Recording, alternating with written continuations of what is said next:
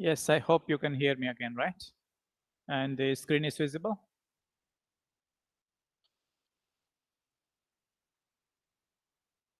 Someone please confirm. Yes, sir. Good. So we were learning about repair mechanisms. In the last class, we discussed about several of them, a few of them.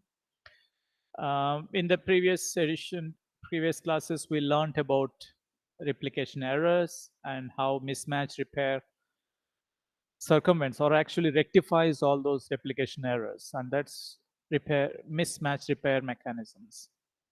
And then there is photo reactivation, and that also we learned about direct reversal. In that sense, photo reactivation and methyl transferases come in that. And then we have we had a brief discussion about base excision repair.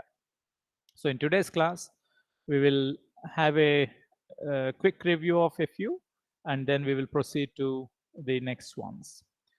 In DNA photolysis, it is a photo reactivation. It um, it clears off thymine dimers that were caused because of UV light, and the enzyme name is called DNA photolyase. It identifies the thymine dimers, which is form. The problem is with it forms a cyclobutane ring between the thymine dimers, and then using light energy, visible light, it reverses or breaks the cyclobutane and gives off two thymines independent, and then they can start base pairing with their with their base on the complementary strand. But if it is in left in thymine dimer state, they fail to form base pairing. They fail to base pair with their corresponding base. There is another direct reversal that is by the enzyme methyl transferase. If there are any methylated guanines, for example, which could interfere with several functions, including replication and transcription. And there are specific methyl transferases that recognize such methyl groups, and then they take that methyl onto it by, say, covalent bond onto SH, and then these whole methyl transferases are degraded, right? That is why they are very expensive or costly. And here is what we are going to learn, and from here on to we will have spent quite a time trying to discuss the logics of how or the beauty of how evolution comes up with so much ingenious ways. Okay, so firstly, I'll review what I said this in the last class. BER, which is base excision repair. Just give me 1 second, please. There is some problem with the.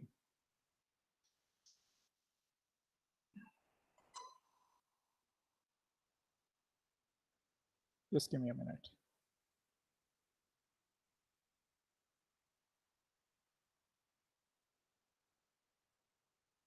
Okay. So BER is base excision repair. As I said, the base is removed where there is a damaged base that is first removed, and then there is repair mechanism. There are other ways of how to refill that base. So here is uracil. Uracil within DNA is abnormal, so it has to be removed. And for that, the repair mechanisms attack the glycosidic bond. This is the glycosidic bond between the nitrogenous base and the deoxyribose. And so that's why the enzyme is called as glycosylase. Okay, so it breaks this, and that is how the base uracil here is eliminated from the DNA. And then there is an apuridic site, and then there is an enzyme called AP endonuclease, which makes an attack on this phosphodiester bond here. And there is also an exonuclease which removes one base around here. So this part of it, the DNA that is shown, the stretch of phosphate and deoxyribose is removed, and that is filled up by DNA polymerase 1, and then the gap is sealed by ligase. Okay, so there are several types of ligase, glycosylases. So here you would call this glycosylase that is cleaving the glycosidic bond between uracil and deoxyribose as uracil glycosylase. That means it will only cleave the glycosidic bond if uracil is present within DNA. And that's how there are several glycosylases. So they they they keep going around the DNA. They scan, they they switch, or it is something thought like it. This DNA, this base is each base is flipped outward like this and scans whether it is correct one or not. If there is a if uracil glycosylase is going on scanning the DNA like this in this direction, and each time it will flip a base, and if the base is flipped and it finds a uracil, then it will break the glycosidic bond, and that is how it will eliminate all the uracils from DNA. Okay, so there is something else that we need to discuss. I hope you recollect that we have discussed a few things before. In that, we learned about this one. Say, for example, what would happen if we had bases like this, right? Say, for example, the bases could have some effect in the sense that some spontaneous reactions may happen where deamination of cytosine may happen, and in that case what happens, the cytosine is removed, because of which the amino group is lost, because of which there is a keto group here now, and it is uracil. That is what we were discussing. That is how uracil may form within DNA, and that is because of deamination of cytosine. And now we have uracil glycosylase, which will remove the uracil and repair that lesion. Lesion is an injury. Now we will do something else. Is we have discussed something else also, 5-methyl uracil. That is what we have discussed. What is the difference between uracil that is shown here in A and uracil that is shown, sorry, cytosine that is shown in C, A and C? You'll find that there is a methyl group, right? In this one, in the 5-methyl cytosine, there is a methyl group on the 5th carbon of cytosine. And if now deamination occurs, if deamination occurs, what would happen then? Then it will end up forming thymine. And thymine is a normal base, right? If you had a situation like this, say for example, that is shown here, the DNA that we have discussed before, GCGA and methyl cytosine GAT. And if deamination occurred, the cytosine that I am showing here, it would have become uracil. And the methyl cytosine that is present here would have become thymine, right? So uracil is a abnormal base within DNA, so it will be eliminated by base excision repair, and it will be filled up with normal cytosine. But what if a methyl cytosine has become or is deaminated? In that case, a T forms, or a thymine. Now you have T and G base pair like this. They're not actually interacting, forming base pairs like the canonical way. But then both these bases are normal, and out of which one of it is wrong and one of it is right. And what to do? That is where something called as fail-safe glycosylases come. Say, if you have any TG, what should be repaired?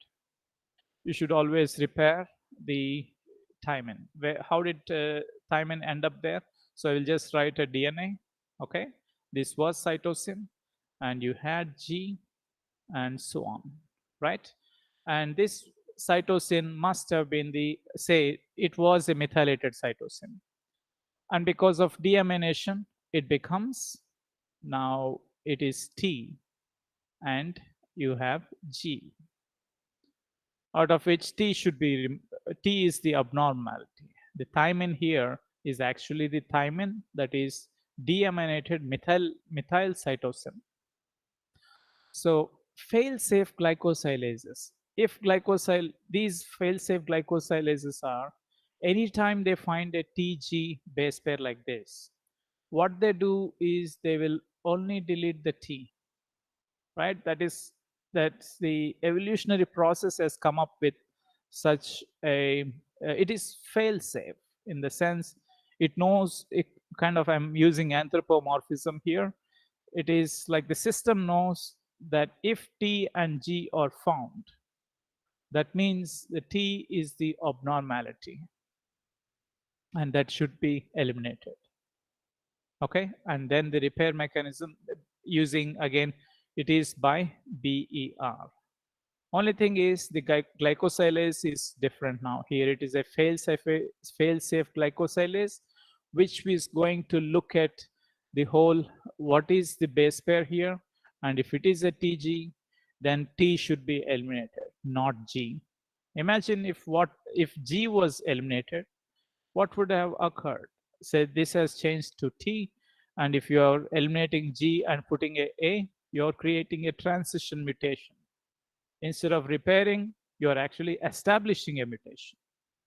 And that is why you call these as fail-safe. Somehow these are able to they have evolved to recognize the T as the abnormality and always remove T whenever there is TG base pair, as in this case that is shown here, right?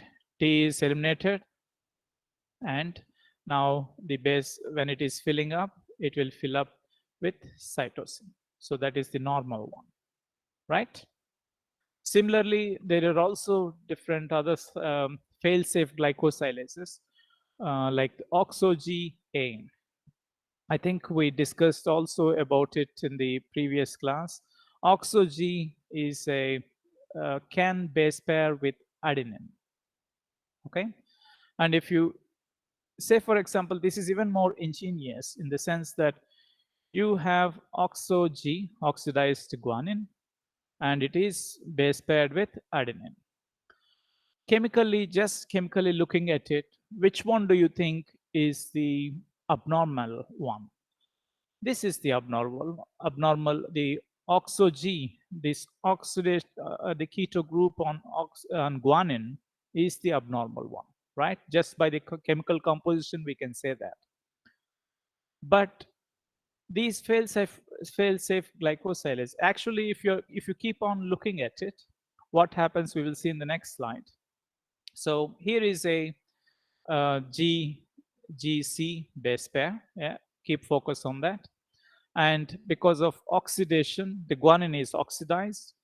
So here is OXO-G. This is the one. And if replication occurred before the OXO-G is repaired, what may happen is the bottom strand will give rise to GC. That's normal. But the other DNA molecule, where OXO-G is present, it can base pair with adenine, and then A will be incorporated into it. Right? As I was telling you, OXO-G is the damage is the modification or abnormal modification is OXO, and if it is base paired with A seems fine, and OXO-G seems to be the culprit or the problem. Still, these fail-safe glycosylases, anytime they encounter OXO-G base pair to adenine, they will remove the adenine. And then the repair mechanism will fill it with cytosine. So OXO-G in different tautomeric forms can base pair with either A or C. I think in the last class we have seen some of the what chemical modification of bases can do in terms of base pairing. You can visit it again. But I hope you appreciate the significance or the design of how repair mechanisms try to preserve what is there. The genetic information is trying to be kept as stable as possible, or kind of resist changes or reverse the changes.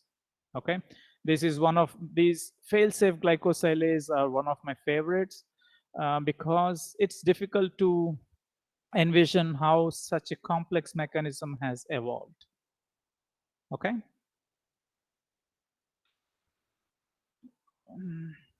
The next one is called as nucleotide excision repair, or it is called as NER.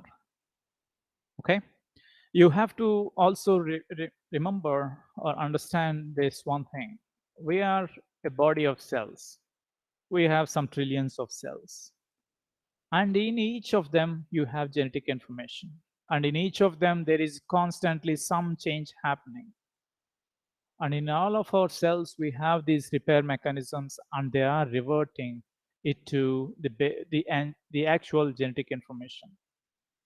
And that is why it is important to study them, and especially in terms of diseases. And also, if you're trying to understand something like cancer, these mechanisms will become the base of what you're actually going to study. As I was telling you, molecular biology is everything onto which you are actually adding some other things and studying biology.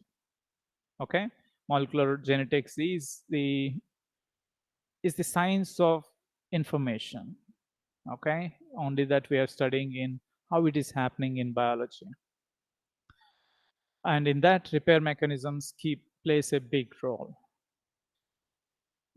When there is a nucleotide excision repair, especially when you have any mismatches and other things that are not necessarily associated with replication errors, they may the DNA, whenever it cannot base pair properly. Whenever there are base pairing issues, there is a distortion, like here as shown. Okay, it is just a schematic, but you can understand that when, say for example, oxo G and adenine, right?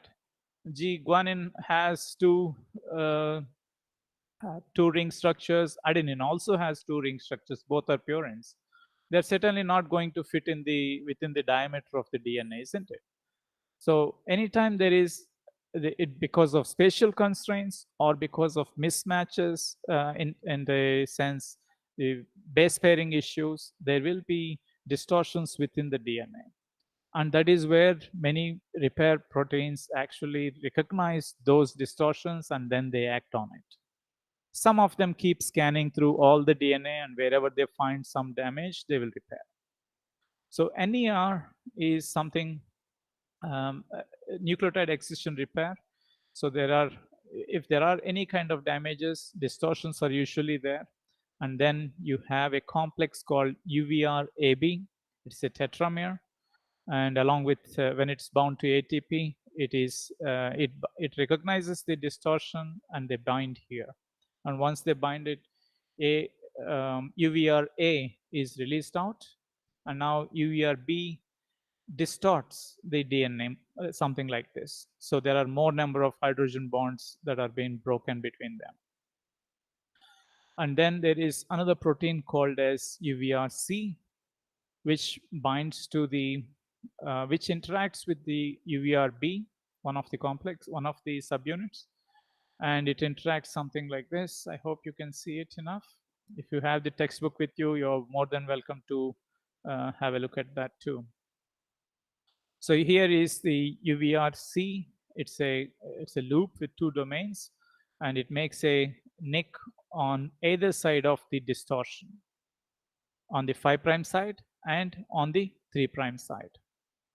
And then UVRD, we have come across UVRD in mismatch repair, and which is a helicase-like enzyme. It will remove this region because you have a nick on the 3' side and 5' side, somewhere around, so 15 to some bases will be removed, and then there is a 3' OH onto which DNA polymerase will add bases, and then DNA ligase will seal it up. Okay. So quickly, this is simpler. So recognizing distortions, first thing, it is done by UVR AB when it is in active state with ATP. Then UVR A is released out. UVR B makes a distortion on the DNA, or it will bend the DNA so more base pairs or more hydrogen bonds are broken. And then UVRC is recruited to the site, and then UVRC makes two nicks, one onto the 5' side and one onto the 3' side. In the last time I was telling you to use, you can also use upstream and downstream. So I will try to use a sentence like that. So a nick is made upstream of the damage and downstream of the damage. And then UVRD, which is a helicase, will remove the DNA, that is the single strand, this part of the DNA. And the gap is filled up by DNA polymerase and sealed by DNA ligase. So as opposed to base excision repair, in this one, in nucleotide excision repair, you are removing a nucleotide like this, right? Nucleotide is base, nitrogenous base plus sugar plus a phosphate. So it is a polynucleotide, you can say that. And that is being removed. That's why you call it as nucleotide excision repair. So on the 5' side, you can expect up to 5 bases, and 4 to, so you're getting between 11 to 12 or 12 to 13 bases of total DNA that is removed. Okay, that is nucleotide excision repair. So here is your assignment part, where you're supposed to learn about the xeroderma pigmentosum. I hope you know what is xeroderma. There is albinism, you must be knowing. Albinism is where people do not have melanin at all. And xeroderma is some areas of skin decoloration. Okay, so I want you to know what is the effect of xeroderma pigmentosum, the molecular basis of xeroderma pigmentosum. It will come in the exam, and I certainly don't want to elaborate every detail of it. It is in your best interest and important to start reading the textbook and try to understand the literature. If you have any questions, you're more than welcome to discuss with me. But I would want that you people discuss among yourselves as well. That scientific discussion is important for your communication skills as well. So here are some other important and interesting ones. This is called as transcription coupled repair. It's just a name in the sense that it is, again, it is employing UVR AB complex. That means it is nucleotide excision repair. So it is thought that wherever RNA polymerase is the enzyme that mediates transcription, right? And if RNA polymerase is moving like this in 5' to 3' direction, and if it encounters a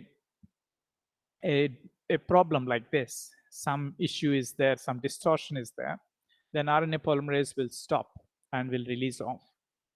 Every time such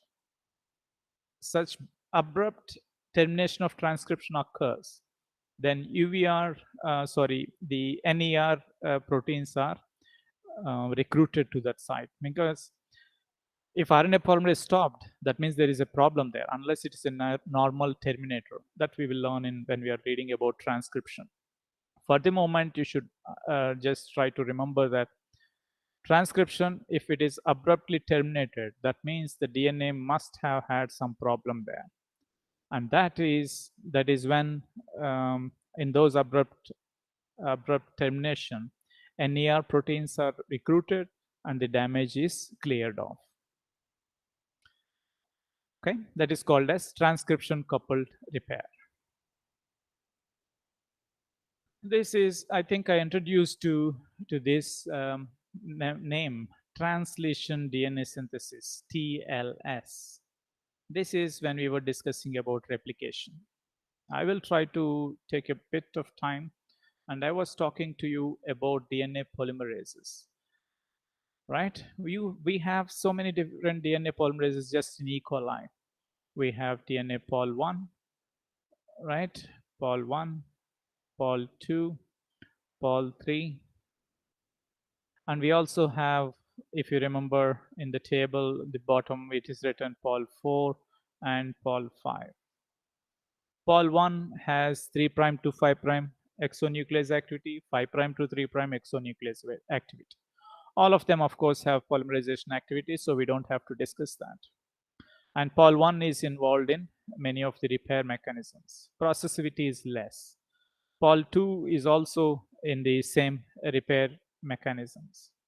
Pol 3 is with replication. Okay. Pol 3 has high processivity. Rate at which it adds is something around 1000 bases per second, I think, if I remember correctly. It has the highest rate of polymerization. And polymerase 1, I will compare polymerase 1 and polymerase 3 for what I'm going to discuss in the next slides. Polymerase 1, the rate of replication, the rate of polymerization is less. Say I will put something like this, bases per second. And its processivity is very less. What is processivity? The number of bases an enzyme adds to the growing chain is called as processivity. DNA polymerase 3, because it can interact with the sliding clamp, its processivity is very high. Okay, what about accuracy? DNA polymerase, because it has 3' to 5' and 5' to 3' exonuclease activities, it is highly accurate. Okay, DNA polymerase 3 has little less accuracy than DNA polymerase 1. So we'll say it as medium. Okay. So we know when I was discussing about them, I introduced, or you know it already, what is meant by efficiency.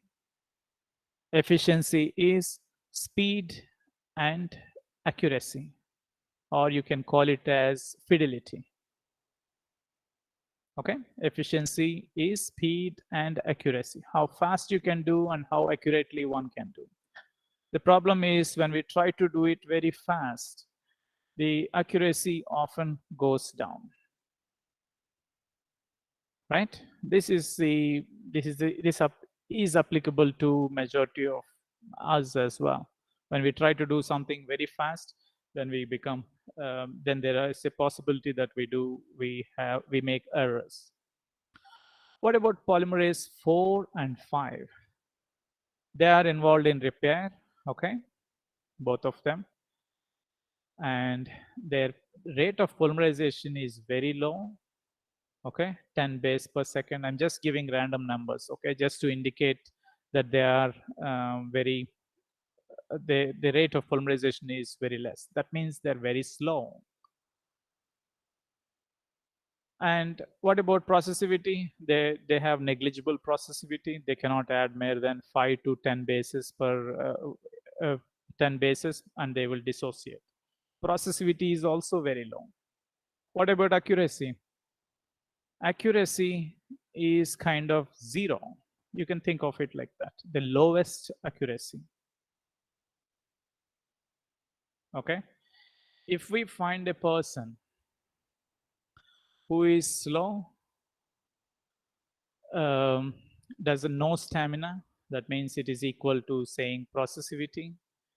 Slow is yeah, you understand that, right? Rate of polymerization is very low, and also make lots of mistakes.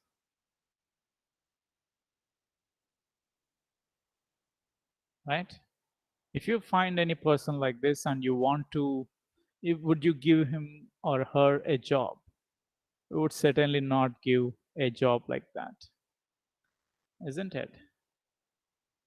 But then in nature, at times you will find something that is counterintuitive or illogical, and that is what we are going to see. Here are the enzymes pol 4 and pol 5. I'll also just take you a story.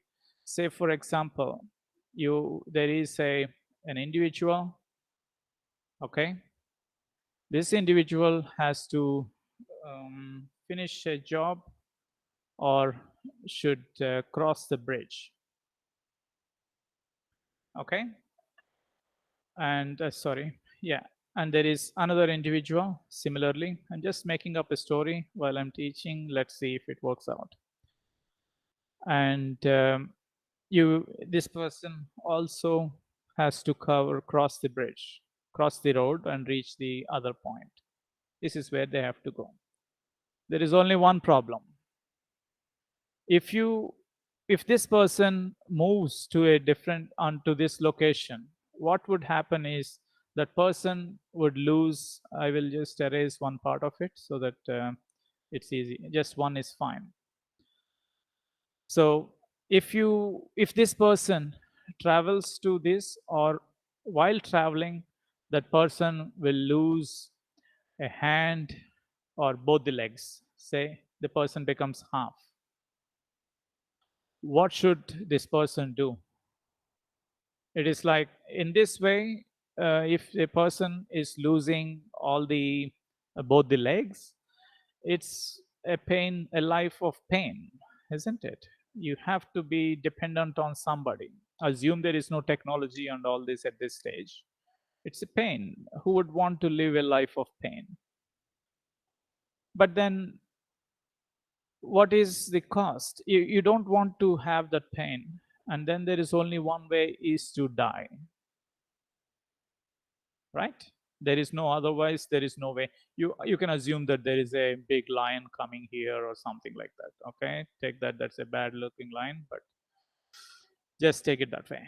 A lion is chasing, you have to move through a barrier, and if you move through the barrier, you will lose half of your or both your legs. If you don't move, you will die. What should one person a person do? I mean, we as humans, we have a different perception of our life. We have our own stresses. We have a social stress too, meaning that we have to be better and happy than others. Somehow, it is in that sense. So some people will say, okay, I would rather die than live a life of pain. And some people would say, no, I would somehow live, and I don't want to die just like that. I want to try. Here is a person filled with hope, right? I somehow want to die, I want to live, and hopefully I'll get some help in the future. And here is another one. He says, I don't mind dying, but I don't want pain. Okay. Now think of a bacterium.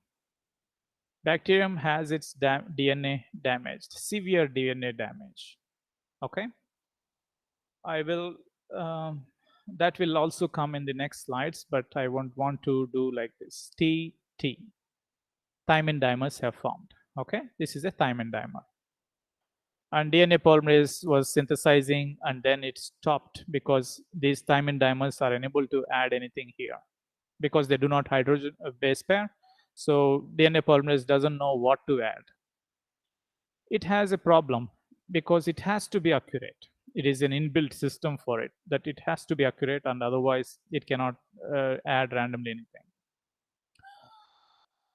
And is it, what should be done? Should we abort the replication, or should we just be able to add some randomly some bases? I'll put n is a general term for any of the bases. Should I abort replication? Replication abortion means it is like you're almost dying. Okay, think of it like that. And here it is a mutation. Abort replication or to endure a mutation? What is good? What should an organism do? All of biology works by hope. Okay, let's see this slide now. And before going, I described two things about what is the significance of very low stamina, and who makes a lot of errors, and why does evolution tolerate such kinds of proteins or polymerases within itself. Second one is, what should be the strategy for an organism if it has to choose between death and pain, or uh, death and mutation. That is where translation DNA synthesis comes. This is a lesion. Lesion means an injury or some hurt, you can think of it. So DNA polymerase 3 is polymerizing and it encountered a lesion, that is thymine dimers. Then it doesn't know what to do, so it will come off, fall off like this. And now we have these specialists who do not, who are slow, low processivity, and make a lot of errors. They don't care about what the template is. They don't care what the template is. I hope you understand. They don't abide by the rules. They just, if we the DNA polymerase 4 or 5, okay, UMU do 3 and DINB, you can think of those names. If you remember, it's okay. Otherwise, it's all right. Or pole 4 and pole 5 should do good as well. So they will come here and they have two bases to fill, right? But they are not base pairing. And they don't care about the rule. They just add whatever is available in that place. And because their processivity is less, they fall off. And then DNA polymerase 3 takes over and continues the replication. Okay? That is the specialty. Not having to deal, or the ability to make mistakes is a specialty. Or you can actually say it as all the DNA polymerases that we talk of, 1, 2, 3, they are template dependent. Template dependent. That means they have to, when they are polymerizing, they have to ensure that the polymerization is, sorry, the base pairing is accurate. Whereas DNA polymerase 4 or 5, they don't care about that rule. They care that there are space for 2, so just put in something there. And they just put there and they fall off. And then DNA polymerase 3 continues. So if you see it, why is it called translation DNA synthesis? This is the lesion. So polymerization is happening from one side of the lesion to the other side. It is trans, means this one. From here to here, translation DNA synthesis. And that is why these are very special. Again, you might be tempted to think that these are the rogues or the heroes, or the best ones that are there. But if you assume that DNA polymerase 3 is never there, and all of it is done by polymerase 4 and polymerase 5, even if not in these locations, in the good locations, then what is happening? You're making it more and more mutagenic. I mean, you have induced many mutations, right? So in life, if you want to take it, when there is no other way, it's like sometimes you have to break your rules and then pass on until the times get better. Once the times are good, you have to follow the rules, right?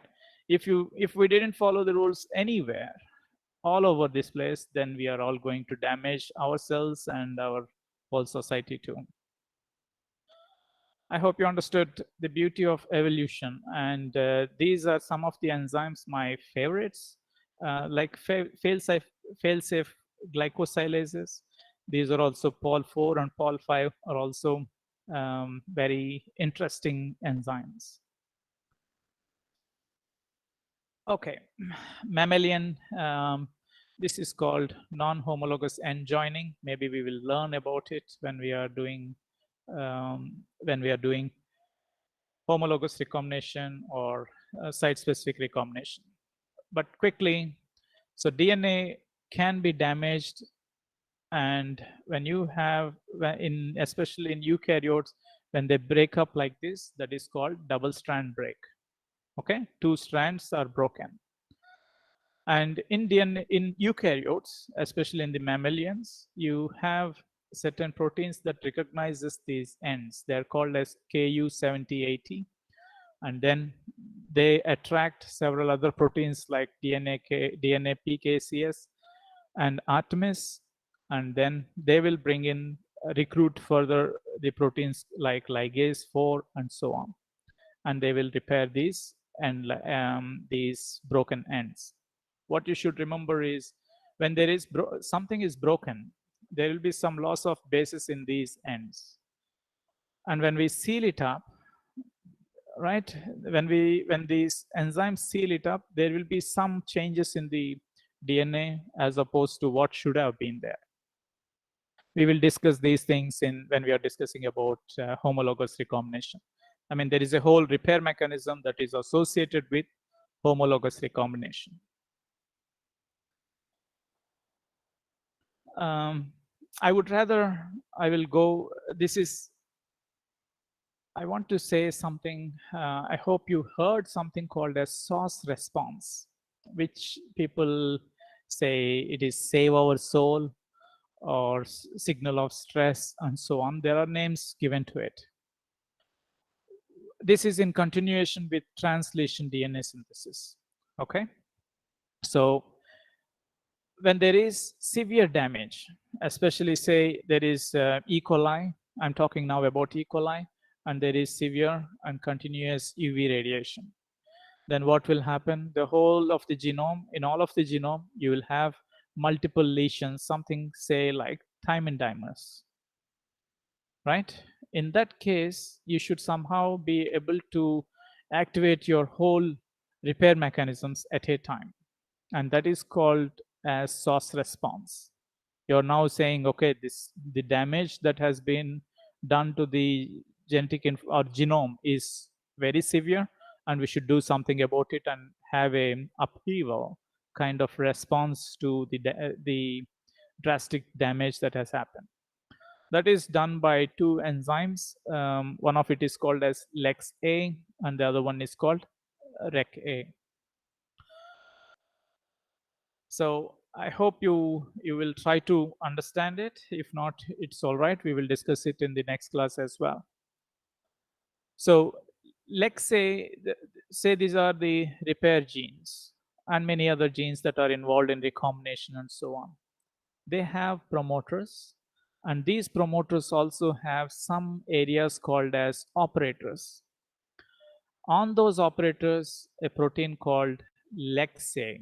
Operator is a region where a repressor binds. The blue one that I'm drawing, assume that it has LEX-A. It's a repressor of these genes. Those are something that are involved in repair and recombination and so on. Okay. Now, what happens is there is a protein called REC-A. REC-A is a protease, and it also binds to single-stranded DNA. So if replication was occurring, and there are a lot of thymine dimers as shown here, then there will be a lot of single-stranded DNA like this. So REC-A, what it does is it binds to the single-stranded DNA. If it binds to single-stranded DNA, it becomes active. I said it is also a protease, right? So it will degrade LEX-A proteins. If LEX-A is degraded, what will happen? The repair proteins and the recombination proteins will be expressed in large quantities, and they will go to and attend to the task of trying to revive or reverse the damage that happened to the genome. Okay, say for example UVRA, here is UVRB, and this is REC-A, and LEX-A is a protein that is a repressor of several other genes. So REC-A, LEX-A, when it is produced, it represses these proteins. I hope you can see that now at least. So LEX-A protein, it represses these genes like this, UVRB, A, REC-A, and so on. There is a little bit of regulation understanding when we get to the end of this chapter, this course. We will learn about regulation. Until then, just remember as we are discussing right now. So LEX-A is a repressor of several genes involved in repair and recombination. Okay, in normal conditions, it is repressing all these genes, or very little of these repair proteins are produced. If severe damage, something like UV radiation happens, there are a lot of thymine dimers produced all over the genome. And in that case, because if replication were happening, you will end up with a lot of single stranded regions like this, broken DNA and so on. Single strands, and to which REC-A protein binds to them. And REC-A, once it is bound to single stranded DNA, it becomes, its protease activity becomes higher, and because of which LEX-A is broken down. And because LEX-A is broken down, you see here REC-A was repressed, here there is no more LEX-A. UVRA, no more LEX-A. There is no repression, because of which these genes are expressed and those repair proteins are produced, which will go and which will try to repair the whole genome that has been affected. Okay, that is called as SOS response. SOS response is a global response to severe DNA damage. If there is little bit of damage, you don't need these many proteins. All these, the point is, these proteins only do a job that is only very little bit or very low. So even if you have very low amount of these repair proteins, it should be sufficient. Only during large scale damage, you have to induce the cell. Bacterial cell induces something called SOS response. In eukaryotes, if the damage is so big, usually it will undergo apoptosis. Okay, and apoptosis is a mechanism of cell suicide or cell death.